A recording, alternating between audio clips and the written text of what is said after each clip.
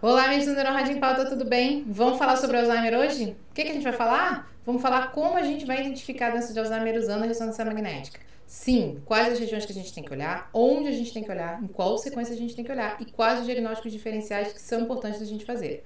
Mas antes da gente começar, você já sabe, se inscreve aqui no canal, ativa o sininho para receber as notificações e já deixa a sua curtida nesse vídeo aqui. Vamos lá?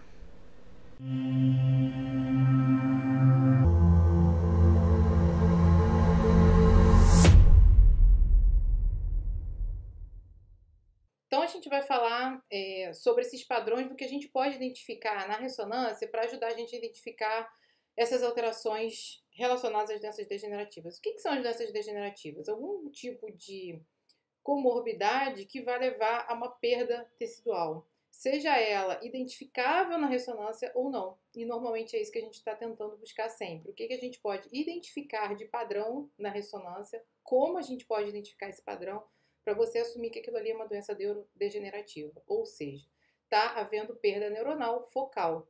Isso, obviamente, dependendo do lugar onde tem essa perda, você vai ter um sintoma clínico específico. Então, aqui a gente vai falar sobre doenças demências, né? Principalmente o Alzheimer, outros tipos de demência, perdas corticais específicas e perdas neuronais específicas, como acontece na doença de Parkinson, por exemplo. Então, quais são os principais marcadores de imagem que a gente tem que olhar para sempre buscar isso?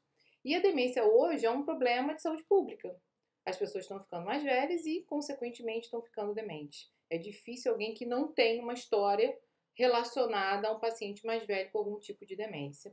E no grande pacote, aí nós como médicos e vocês que têm interesse na neuroimagem ou na radiologia como um todo, que muitos de vocês saíram neurologistas, geriatras, enfim. É importante a gente entender que a gente fala demência, mas demência não é sinônimo de Alzheimer. E na imagem isso aparece muito bem. E a imagem é um dos padrões, sim, que vai determinar, por exemplo, no Alzheimer, junto com o exame de líquor, junto com o exame de PET para detecção da deposição do beta-amiloide, o diagnóstico do paciente. No entanto, a imagem é algo que aparece muito mais tardio do que as outras alterações. Então, a gente faz muito exame para declínio cognitivo. Vocês, quando começarem a frequentar o hospital, o internato, vão começar a perceber isso, que é muita queixa relacionada ao declínio cognitivo. Muitas vezes a imagem é muito pobre. O que a gente procura na imagem de um paciente com demência, com suspeita clínica de doença de Alzheimer? Ou seja, onde existe um predomínio de alteração cognitiva e de memória. Então, a gente procura olhar os hipocampos. Essa sequência aqui é uma sequência T2, e no T2 a gente identifica que o líquor brilha, e a relação natural do T2 é córtex brilhando e substância branca mais escura. Então, no T2, o que a gente espera é que você veja o hipocampo com uma distribuição com volume normal. Ele tem que ter essas austrações aqui na sua porção superior. Ele é a porção medial, né, da fossa temporal, que a gente chama, da região temporal. E ele tem um sinal muito semelhante ao do córtex, porque ele é basicamente córtex. A gente vai ver que tem uma linha de marcado hipossinal no interior dele aqui. Quando você faz um exame de aparelho de 3 Tesla, que é um campo magnético com uma definição melhor, você vai ver isso aqui mais fácil. Mas isso aqui é o que atualmente a gente tem. E o que a gente olha de cara é como está esse hipocampo. Ele tem que estar simétrico. O direito tem que estar igual ao esquerdo. E eles têm que ter um volume razoável. E aí a questão do volume é um problema à parte do ponto de vista de neuroimagem, porque é muito comum a solicitação da medida volumétrica aqui, e isso, na verdade, é um problema por conta do tipo de medida volumétrica que a gente faz. O que a gente mede de volume, eu vou mostrar aqui para vocês, é simplesmente desenhar esse hipocampo e somar as áreas. Então, como eu vou conseguir acompanhar um paciente, acabou que ele fechou aqui até antes do tempo, dando uma medida dessa que pode ser totalmente aleatória e heterogênea dependendo de quem está avaliando.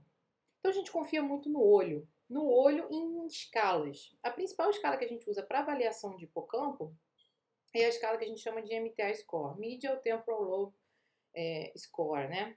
Que é uma escala que vai de 0 a 4, sendo que o 0 é o totalmente normal, a gente não vê líquido nenhum aqui em volta.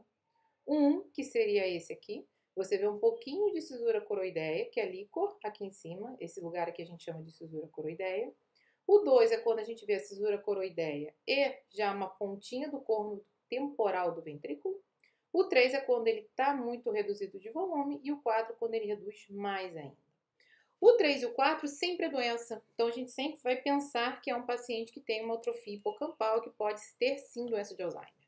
O 2, ele vai ser normal, alguns livros falam em 75, alguns em 80, alguns em 85. Eu, como uso diário, corto em 80 anos. Acima de 80 anos é comum você já ver um pouquinho de corno temporal. Por quê? Porque o cérebro, como um todo, ele reduz de volume. A gente não quer que uma pessoa de 20 anos tenha o mesmo cérebro que uma pessoa de 80. E tá ok, tá todo mundo bem com isso. O grande problema é quando isso acontece antes do tempo. Ou quando isso acontece de uma forma heterogênea. Quando a gente vê o hipocampo esquerdo, ele não está igual ao direito. Eu estou vendo muito mais líquor em volta. Enquanto o olho não está treinado a esse ponto, que pelo menos vocês olhem o líquor e vejam. Eu estou vendo muito mais aqui do que aqui. Não estou vendo aquela linhazinha preta do córtex centoidal que penetra ali dentro do hipocampo, como aqui desse lado, como eu vejo desse. Eu estou vendo que ele tem menos curvaturas aqui em cima do que nesse lado. Então, eu tenho um hipocampo doente à esquerda. E o hipocampo doente à esquerda é sempre muito complicado. Vale lembrar que quando a pessoa é destra, né, e a maioria de nós somos, o hipocampo esquerdo é o hipocampo dominante. Então, o hipocampo esquerdo é o que está mais relacionado às memórias, às alterações cognitivas, a todo esse comportamento que a gente tem. Então, você ter doença no hipocampo esquerdo, muitas vezes te dá o sintoma de uma forma muito mais precoce, mais grave, do que você ter doença no hipocampo direito. É óbvio que em alguns pacientes isso é o contrário, mas na maioria da população funciona dessa forma. Então, a gente já foca direto nos hipocampos e nessa assimetria. Então, aqui eu poderia dizer, por exemplo, que o hipocampo direito é normal, mas o hipocampo esquerdo está reduzido de volume. E essa paciente é uma paciente em torno de 60 anos. Eu nunca esperaria isso aqui.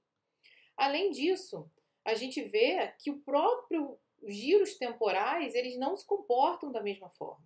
Eu estou vendo muito mais líquor aqui em volta do que aqui.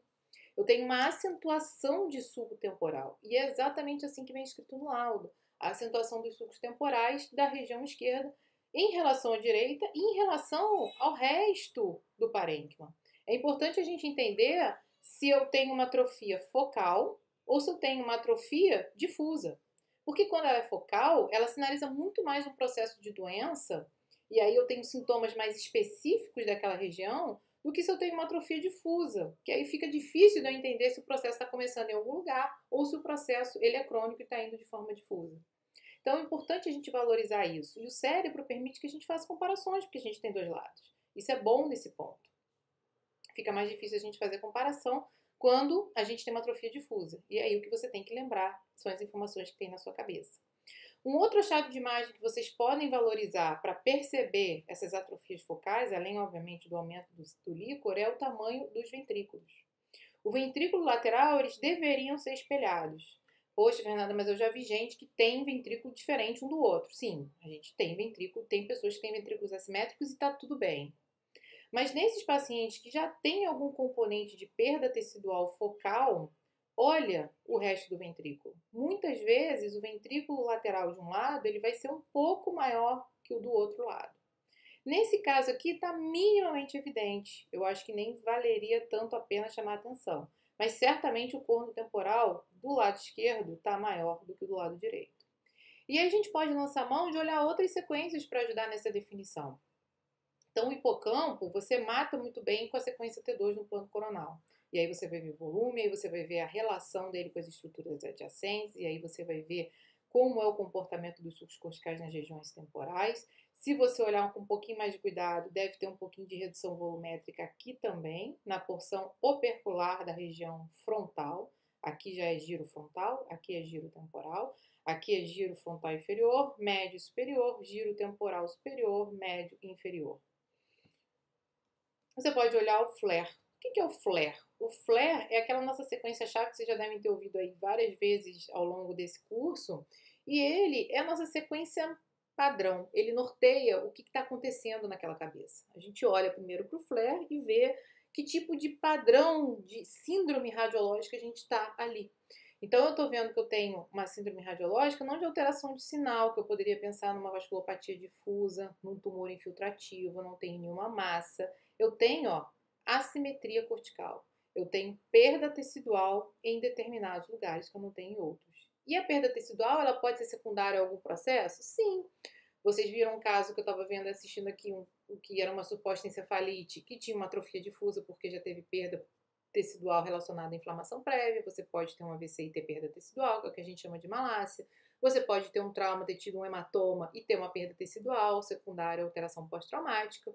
E você pode ter a perda tecidual primária, que é o que a gente chama de doença neurodegenerativa, que é o que a gente está vendo aqui.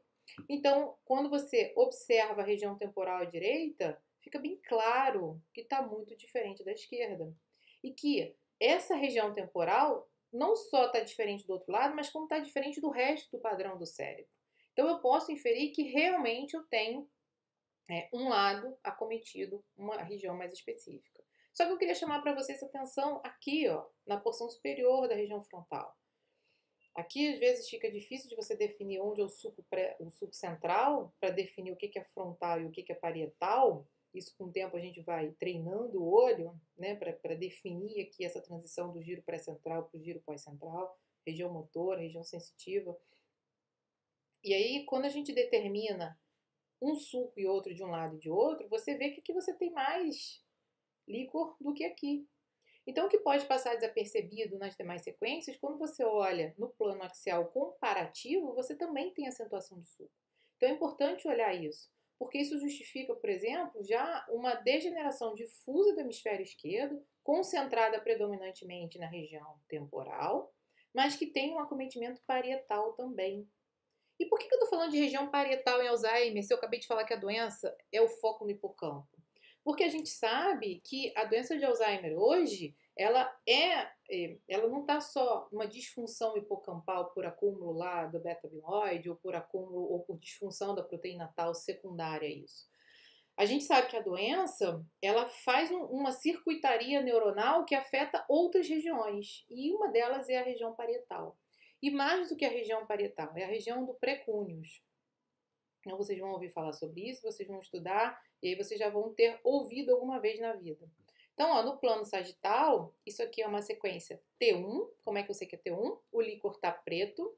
Vocês, em geral, vão ouvir o pessoal falando, isso aqui é um T1, é uma sequência mais anatômica, é uma sequência mais amigável, porque parece com o que vocês estão mais habituados a ver na tomografia, porque a tomografia também fica com líquor hipodenso.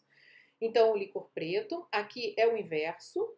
Como a gordura brilha muito no T1, eu tenho a substância branca brilhando mais do que o córtex. Esse é o padrão T1. Porque no T1 a gordura emite muito sinal. No T2 também, mas é diferente. No T1 é mais importante a gente ver que a substância branca tem um sinal maior por conta da mielina, que é enfim, tem um derivado de gordura ali do fosfolipídio da bainha. Então, eu vendo esse T1 no plano sagital, é uma outra forma da gente observar a distribuição dos sucos corticais. Eu estou vendo aqui temporal, parietal, frontal, do lado bom. Estou indo lá para o lado que está doente. Se eu for lá para o mais extremo, eu vejo aqui que a região temporal está muito detonada já, né? Já tive uma perda significativa. E aí, quando eu venho aqui para a região parietal, ó, que é nessa, mais ou menos aqui, depois do sulco central, eu tenho essa região do precúneus, que é a porção mais medial da região parietal. E isso aqui tem uma relação direta, junto com a margem posterior do giro do cíngulo, com a comunicação hipocampal. Então, isso aqui é um circuito neuronal que tem fibras estruturais ligando, tem trato de substância branca que liga essas estruturas e fazem com que elas se comuniquem e gerem informação. E formem um circuito importante para a manutenção da memória e da função do comportamento.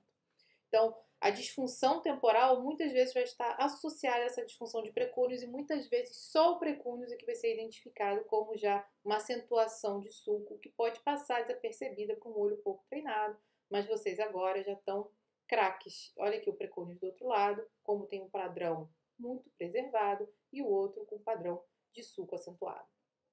Então, não se espantem em ouvir esse tipo de termo, de terminologia para falar do hipocampo, da doença de Alzheimer e do envolvimento de outras áreas cerebrais além da região temporal. E aí agora, a região voltamos com a sequência flare, e agora a gente já percebe uma simetria daquela ali que era mais discreta para essa aqui, que é muito mais evidente. Eu tenho uma simetria, uma redução frontal maior, uma redução parietal ainda maior, eu abri tudo que é sulco, meus giros estão fininhos, e eu estou descendo em relação à região temporal, e, de novo, eu vejo a região temporal bastante doente.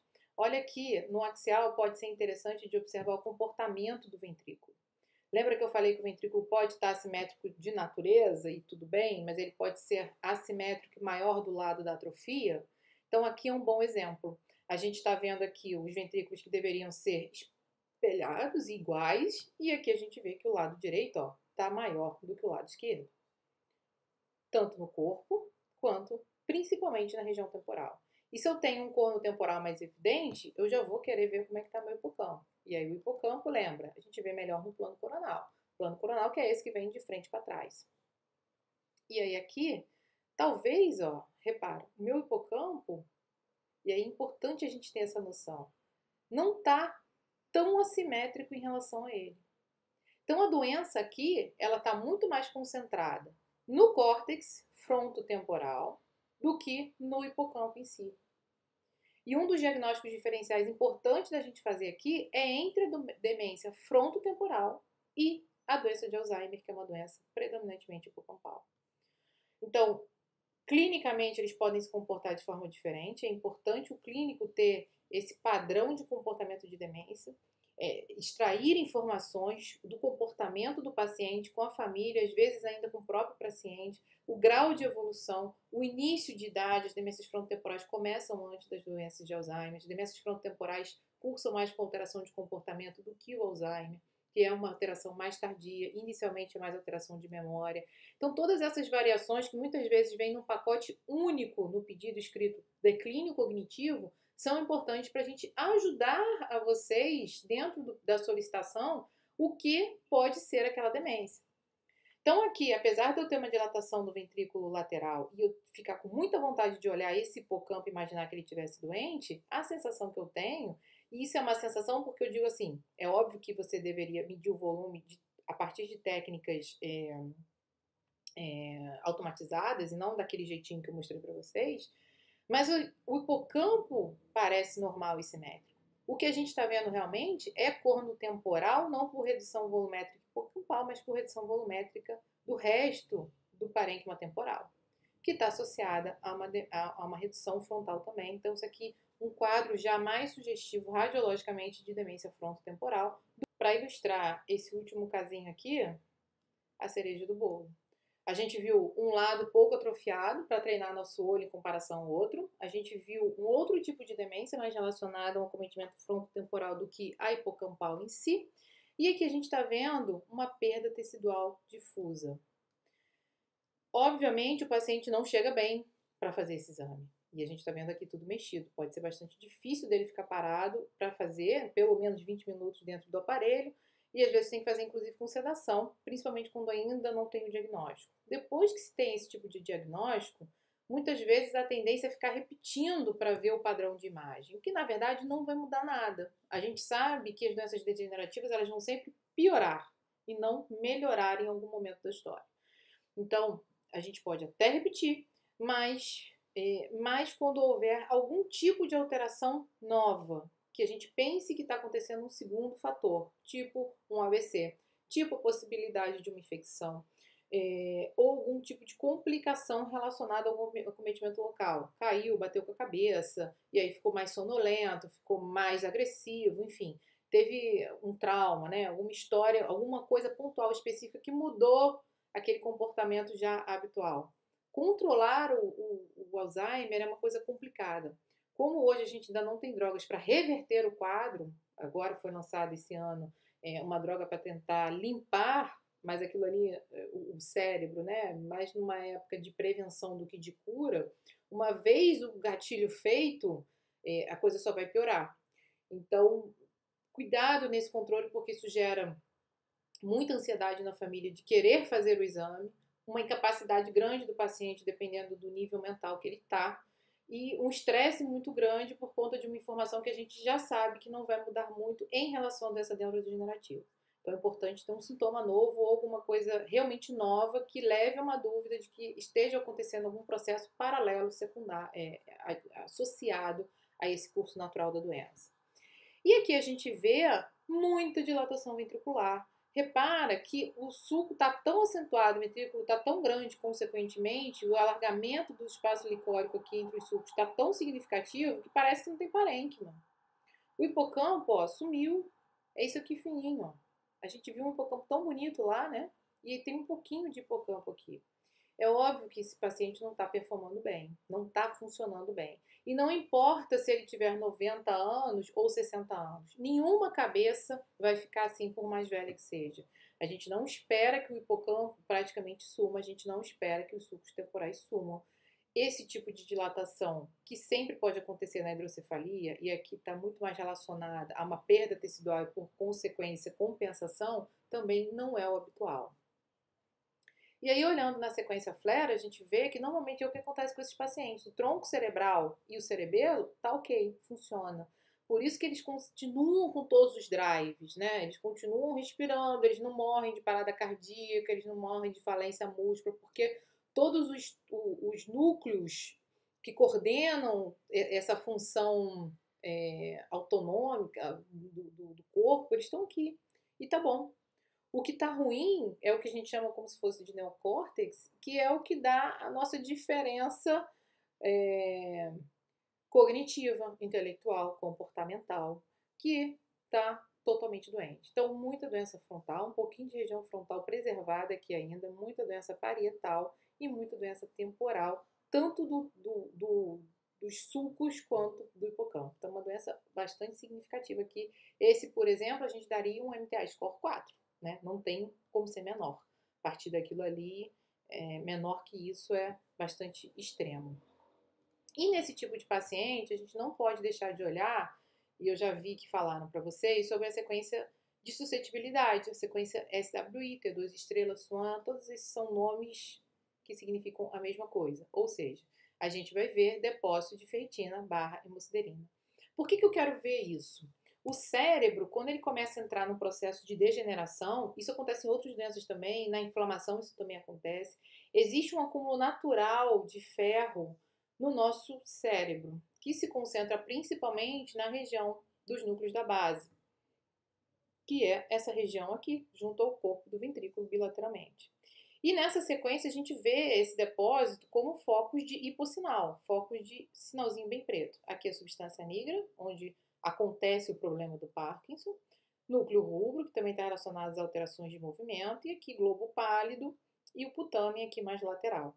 Principalmente no globo pálido e putâmen, são zonas que habitualmente têm esse hipossinal, que vai aparecendo ao longo do tempo e que pode ficar mais evidente com a idade. Coisa importante da SWI é a gente não achar que se está muito preto, tem muita doença.